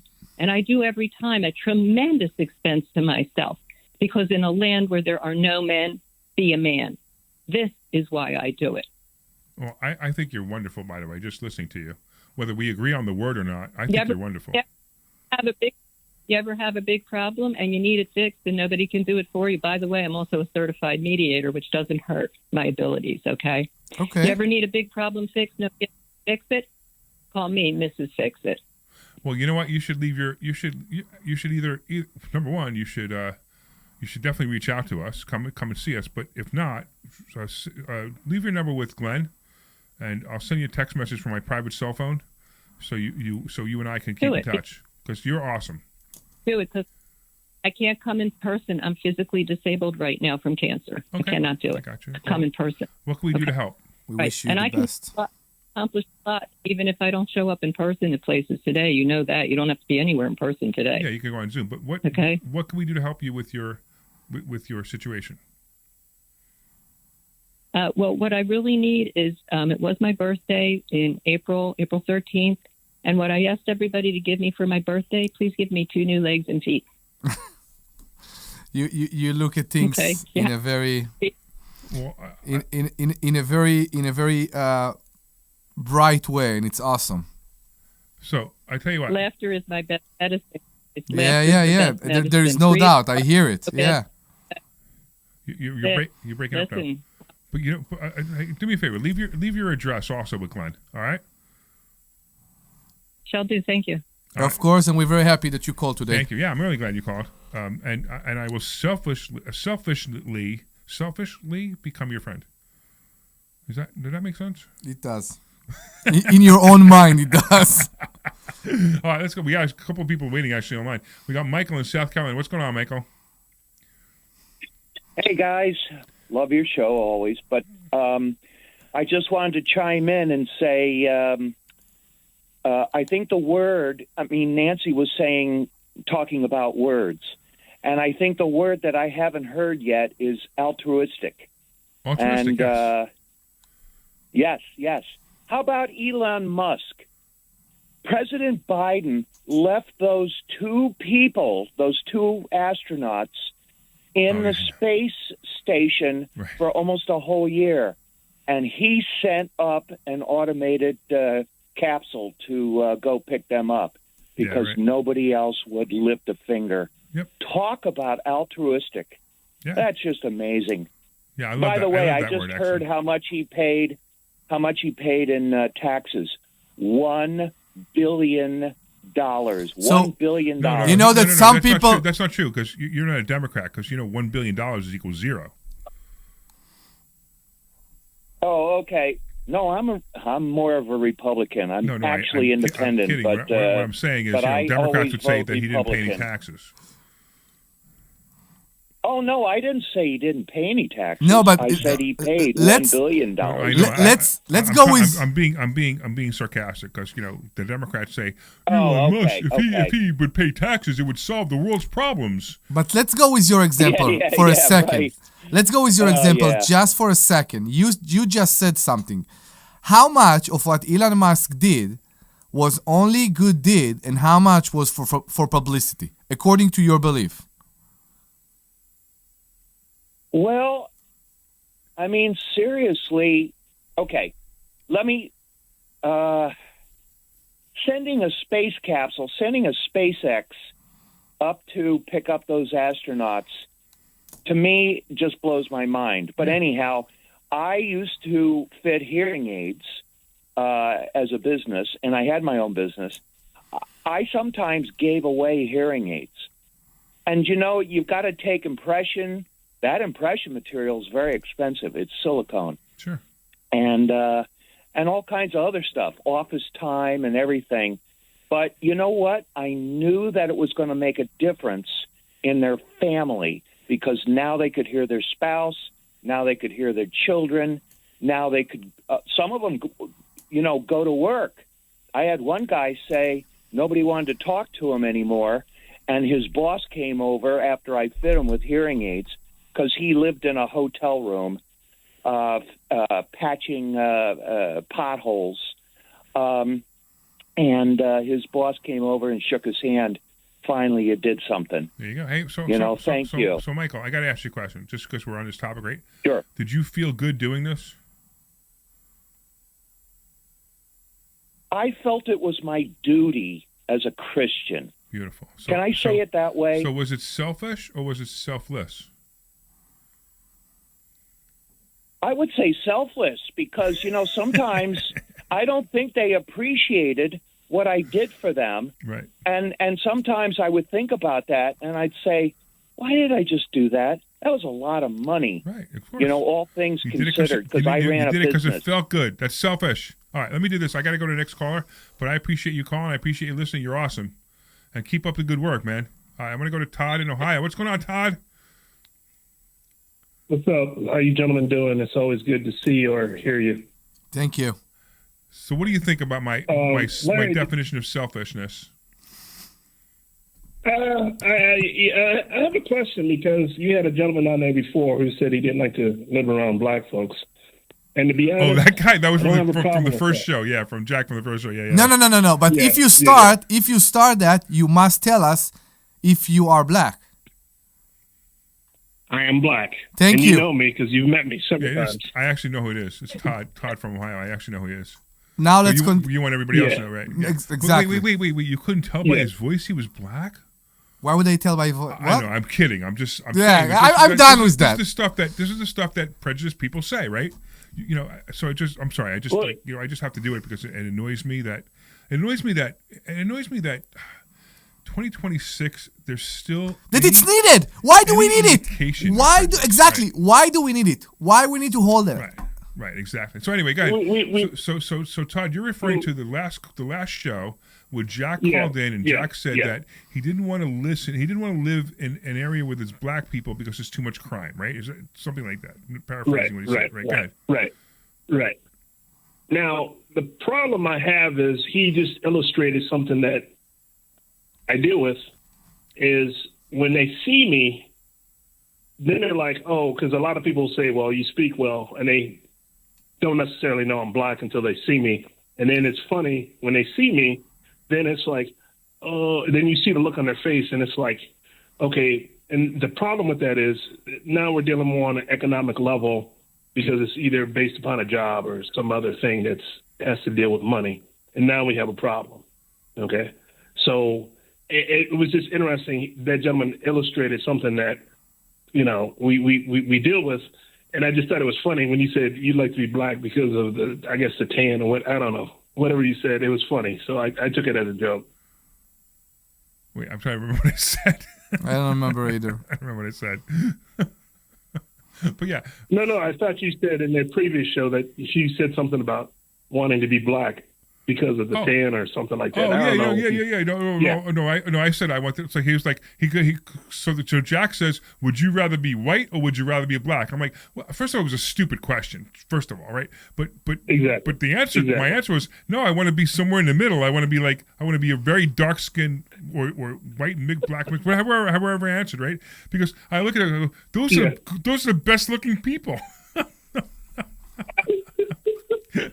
That's why I said it. You guys are hilarious. I love you guys.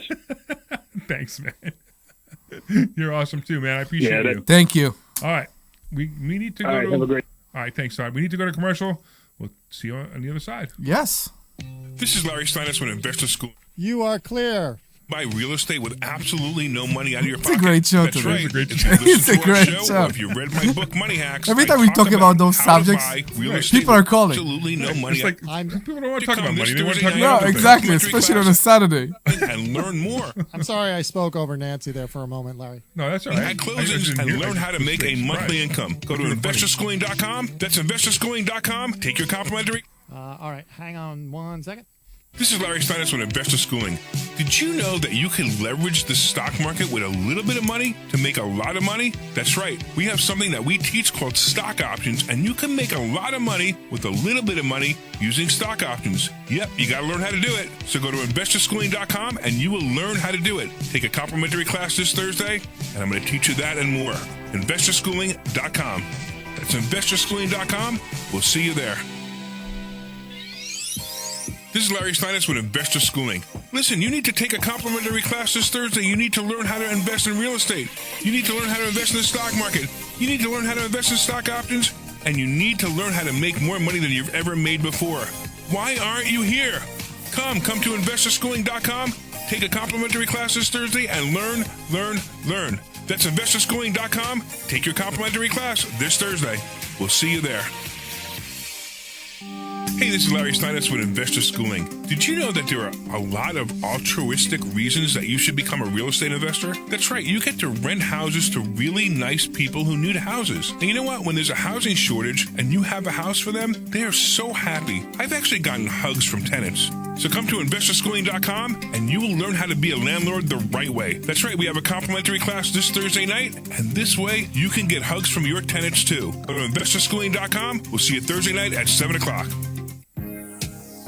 Hi, this is Larry Steinhouse, and I want to tell you about a charity we formed called Lev 27. Lev 27 is a charity that helps people stay in their homes. Look, sometimes life happens. Many people live paycheck to paycheck, and if suddenly something happens and they can't afford to pay their rent, we will step in and help them. We'll even cover any legal fees to keep them in their home. Go to lev27.org, that's lev27.org, to find out how you can help or make a donation. Thank you. Hey, this is Larry Steinhouse with Investor Schooling. How many times are you going to listen to my voice before you finally go? Okay, I've got all of Nancy's info. All right, thanks. Yeah, just send it. I haven't signed up for a class yet. You're going to learn real estate investing. You're going to learn. All right, you ready to come back? Sure. It's about money that you didn't even know existed. Go to investorschooling.com right. And your usual, same out time. Schooling.com and take that. Same out time. Yeah. See you there. This program is paid for by Investor Schooling.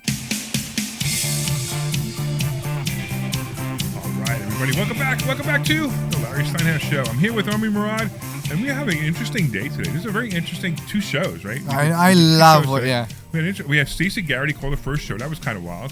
Then we were talking about this whole conversation about selfishness, and I'm telling everybody how selfish I am because I believe in helping people. And people found that very interesting that they think that's selflessness, and I say it's selfishness. And the funny part was you were telling me that there was a Friends episode. I'm not a Friends fan. You're a Friends fan. Mm-hmm. That Joey and Phoebe? Yeah, they argue about the same exact argument that we're arguing today. You need to see this episode. It's a good one. You have to send me that episode because it's hysterical. Yeah. Because I'm telling you that I do everything because I'm selfish. Yeah. I'm selfish. Okay. Right? And I help people all the time because I'm selfish. Yeah. And I say because it makes me feel good. Now, look, I do understand that I'm helping people to make them feel good or to help them, and I absolutely believe that I'm helping everyone that I help, but I'm doing it and somebody's used the word altruistic, right? I'm doing it for altruistic reasons, and I call that selfishness. So it's just interesting that it's very, very interesting that once you accept it, if you accept the word selfish in here, you understand what your motivation is. That's all I'm looking at. That's all I'm using the word for. Mm-hmm. But anyway, so let's talk about money, man. Let's talk about money. Because we haven't talked about money in a while. No, exactly. I know. But I want to tell you. I want to tell you one thing. And we don't talk about money. I want to tell you one thing, just to end this subject. Sure. Everybody assumes that as a capitalist country, it's harder and people are too much focused on themselves and all that. Based on what you say, even though you're very happy to present it in a way that trigger people, and based on the last two callers we had, I think it showed the opposite. It showed that in a capitalist country, not everybody only care about themselves. There's so many people. It's not true. They only care. They care about everybody. Exactly. The fact that they make money, the fact that they succeed, cause them something that make them care about more and do for others. So I'm going to take that amazing. I'm going to take that step back. So it's actually not true, right? So people think that people who have money are greedy and and using the term the way other people. No. No. Let me finish. Right? They said they're greedy and selfish. Right? So it's funny that I'm using that term now with a different definition. Right? But listen to this. Right? The reality is that whether people have money or don't have money, they can be generous or not generous. You go to politics right now that we have the Democrat Party that like to make everybody hate the rich people because they have so much and they don't give it to anybody and the else. Democrats are all rich. Exactly. The people like Shapiro. We just talked about Shapiro a little while Yeah. ago. $1.1 million on a security system that so doesn't need. We need to talk about that, right? If somebody have, it doesn't mean they have to give. That's right. It doesn't mean they have That's to right. give. They are not. Nobody is entitled to somebody because somebody else has so much more than them. Correct. Full stop. And yet we hear the stories. We hear what was going on here. We hear the callers. For some reason, unlike in social countries that we count on the system to support us, in this country, in a capitalist country, it seems like the people maybe are more support for their friends, for their neighbors than the system itself. So it's pretty amazing. So I'm going to try to help you with this one. So yeah, please. Exactly, please. Right? So what happens is if you're generous, if you're happy, if you're a happy person, if you're a generous person, when you have money, you're just going to be more generous. That's all. If you're because you have more money to be more generous with, right? It's not a global rule. We have people with money that are if you're greedy and you don't want to when you have more money, you're going to be more greedy. It's kind of a weird thing. You're actually going to help people less. So that's what's going on. It has nothing to do with money. It has to do with money amplifies who you are. If you're a generous person, it'll amplify. It's like alcohol, right? So you hear like a happy drunk. Yeah. Right? The happy person is a happy, and I hate using this one because it makes people think that you should drink. No, you shouldn't drink. No, you shouldn't drink. But if you're a happy person and you drink, you're a happier drunk, right? You're just a happier person when you're drunk. That's all. It's just weird. It's a weird thing. If you're a miserable person and you drink, you're more miserable when you drink. It's the same thing with money. If you're a miserable person when you have money, you're going to be more miserable when you have money. I'm sorry, you're a miserable person when you don't have money, you're going to be more miserable when you have money. And if you're a generous person, you're going to be more generous if you have more money. So let's talk about it just for a second, okay? Do you believe it's related to how people got their money?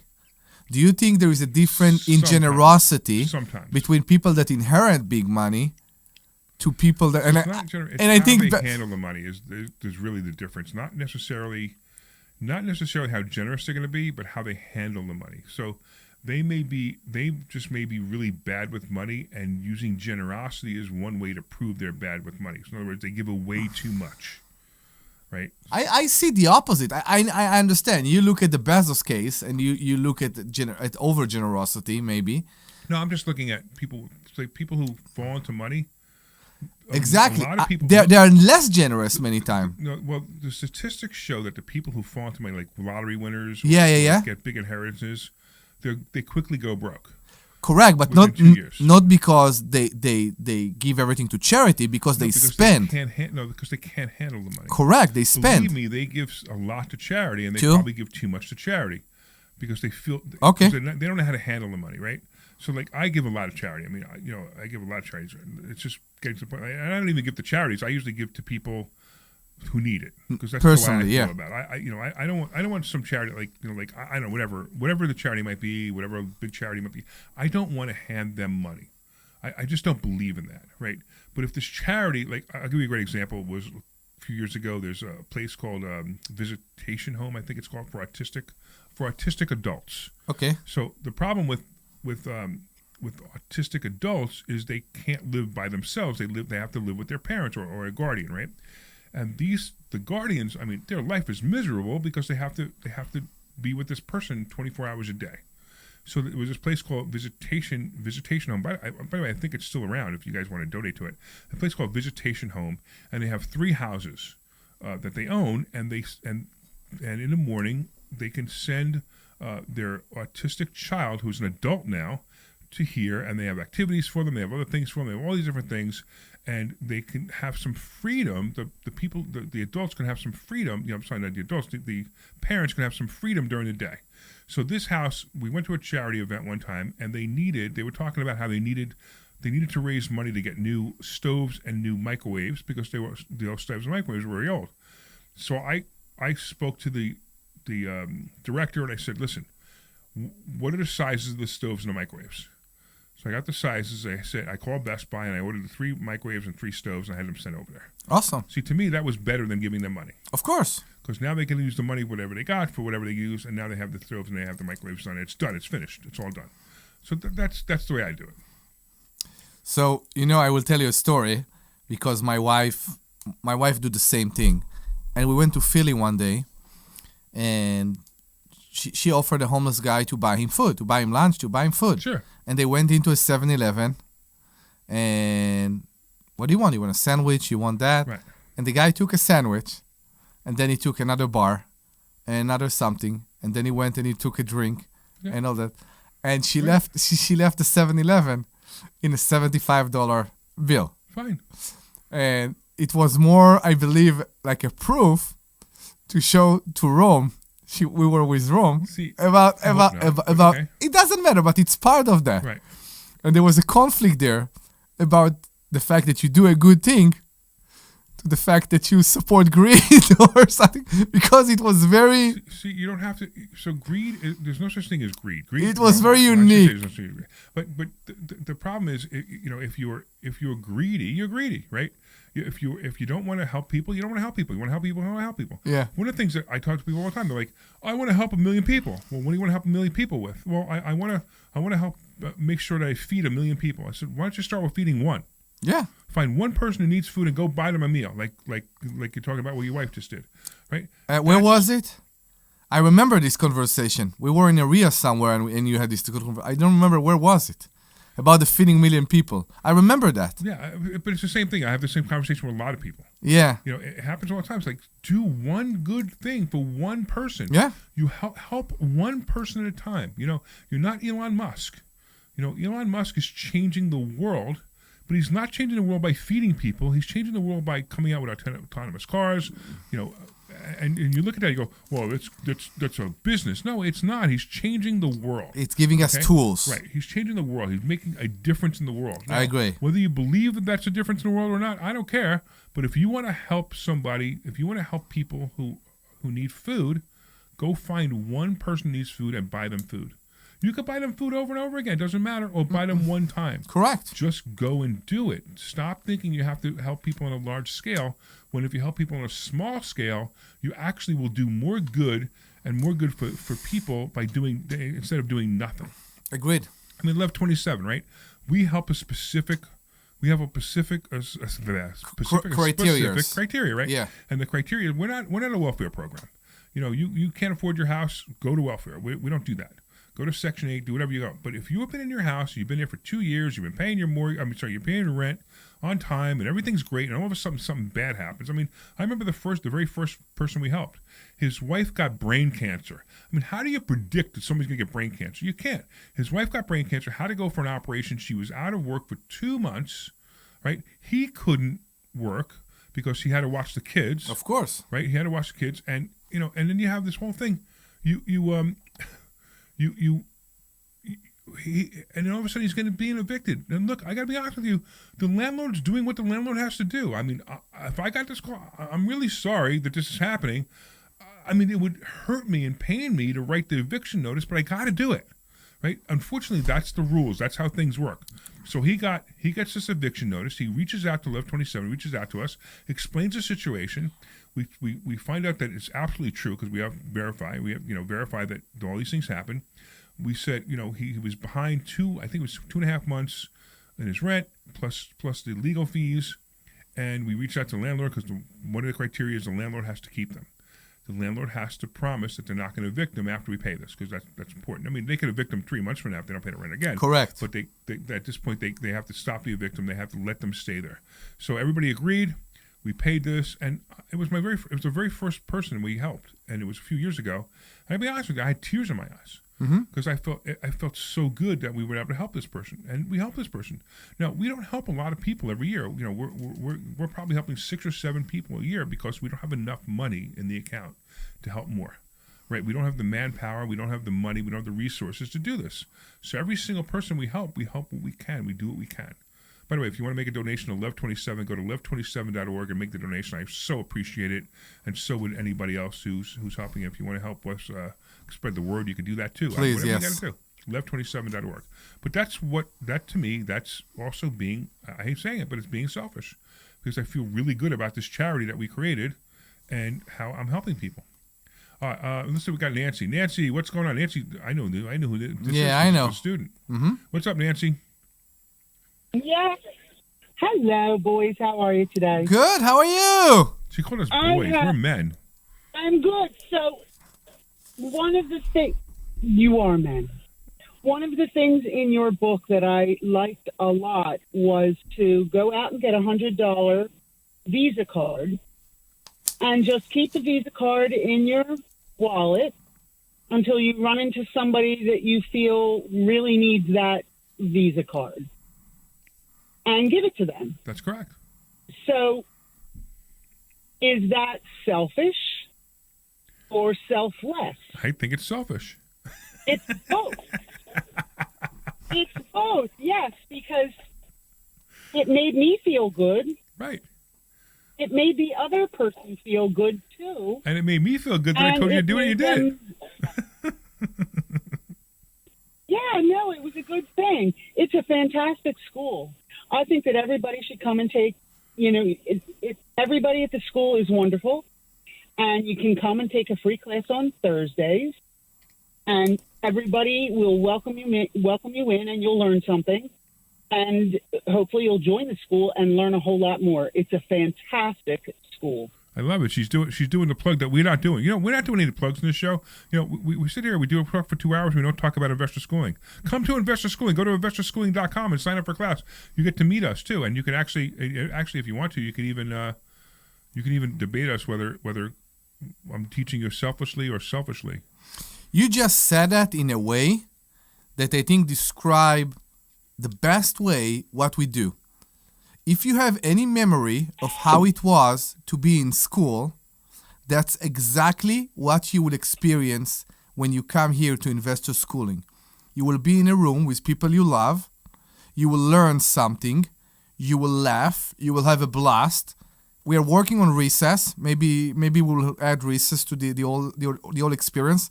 But people always say, especially older people, they always say, even me, right? We always say, we always say to our kids, right? You don't know what you're talking about. I would go to school right now. I would go back to school right now. That's what we do. We bring back the school experience for the adults, and we also give them the good education with it. Think about it for a second. That's the best description ever. Yeah, because that's exactly what we do. Every experience, every good experience you got from school, every memory you have from the good experience you have in school, we have here in investor schooling. And you make money too. And you learn how to make money too. Yeah. That's amazing. Cool.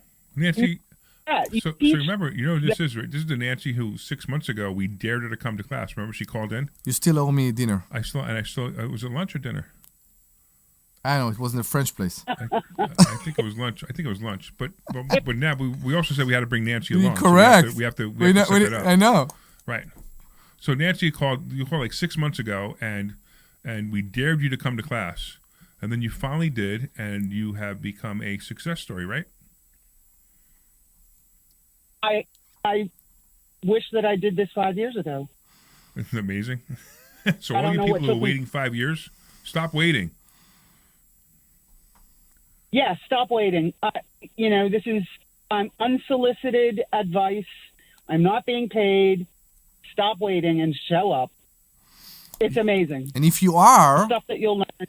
If you are a listener that is listening for us for the last, 3-4 years, you also remember who Nancy was and who Nancy is, and you figure out exactly on your own that the change can happen to anybody when they get out of their comfort zone and they just attend the class on Thursday. That's the only thing you need to do. And the class is how much? I think it's free, right? It's free, right? It's still free? It's still free? It's still free. We should start charging for it. I know. Maybe people will come more. Nah. Why people are, people don't believe it's should free. I keep it free or should I charge, Nancy? What do you think? I think you keep it free. Be selfish. Yeah.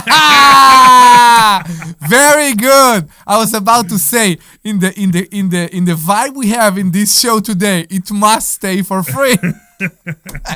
what a beautiful comeback! Like bring it back to the beginning of the show, right? No doubt, no doubt at all. Fantastic. I know.